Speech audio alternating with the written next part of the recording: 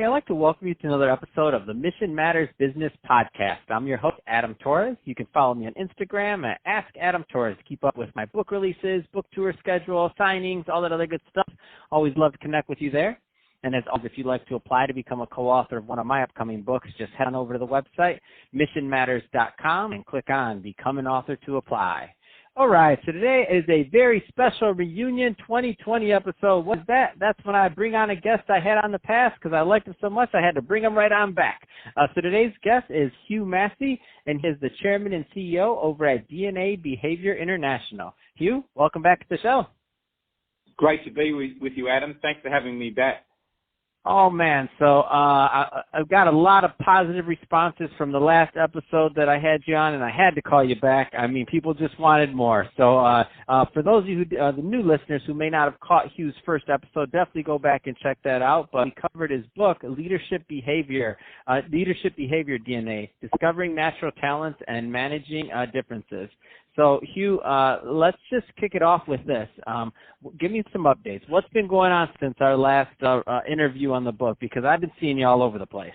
Yeah, so we've been really busy, Adam, getting the book out there and, speaking a lot more to CEOs and leaders. And a lot of that conversation actually has been around what is their purpose and their identity as a leader.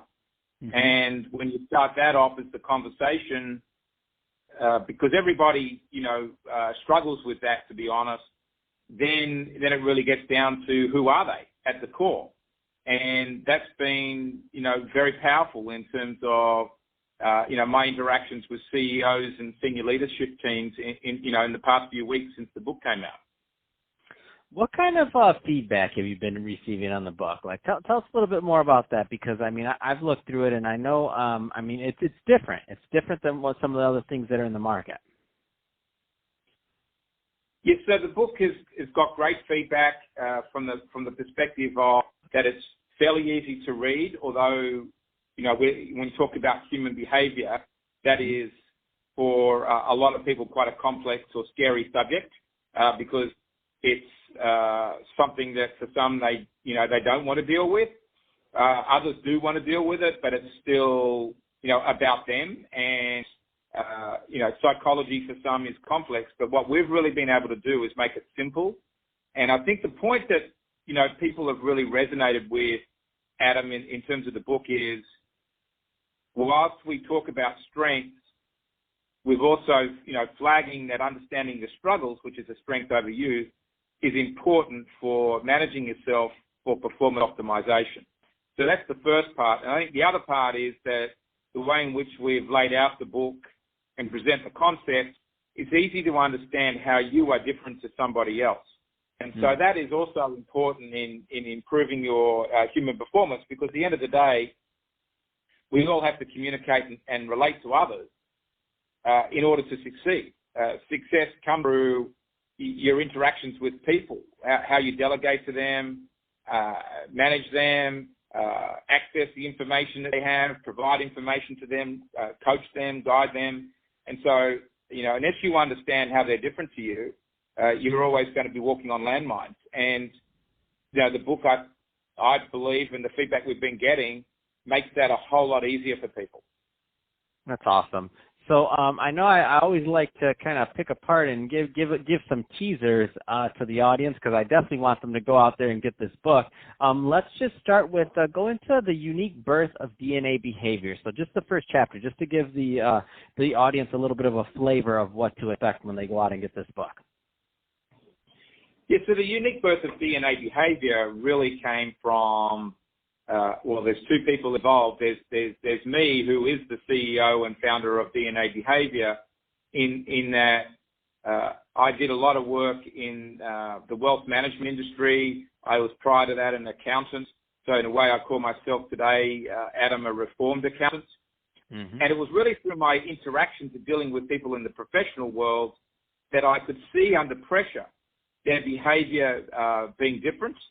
And I wanted to know what that was, because I thought if I could understand that, then I would be able to empower them to do better and to be able to manage themselves. So it was really seeing people under pressure and a different set of behaviors in which you might see in a social or more relaxed setting was the trigger point for me, and I wanted to know what that was, and that's what took me to meet Lee Ellis, who's the co-author in this book. And it took me from Sydney to Atlanta, where I came to meet Lee, and Lee, along with the psychologist that I'd hired in Australia, Carol Pocklington, were able to explain to me what was going on, and it was this natural hardwired behavior. And I said, this is so important because the tools that that I've been using or seen being used in the past, the results change depending on the situation people are in. And I wanted to know that behavior that stayed the same throughout someone's life.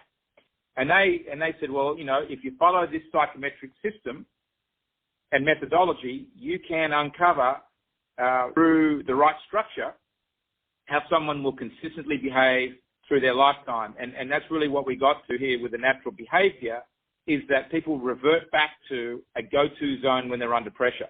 And that's really the true person, and that's also the source of their talent.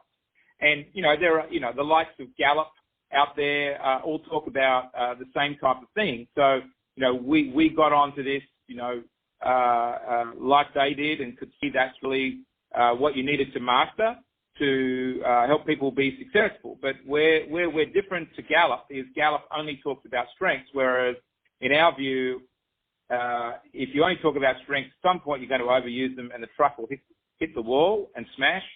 And you need to know where your struggles, are coming in, which are the strengths overused. And in other words, it's really what I call the check yourself before you wreck yourself.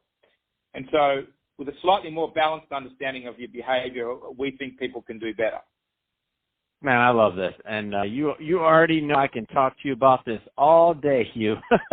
But we're about out of time, so I want to just end by saying, if somebody wants to go pick up the book or wants to learn more or to connect with you, what's the best way for them to do that?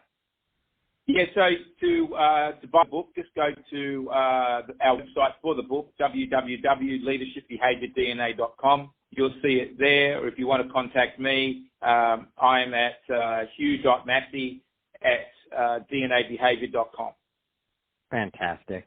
Well, hey, Hugh, it's been awesome catching up with you. I can't wait to hear in 2021 how the rest of the year went for you. I'm going to have to bring you back for another return episode just to get more into this, because I can't get enough of this book and the good stuff that you're doing. So great stuff there. And to the audience, as always, thank you for tuning in.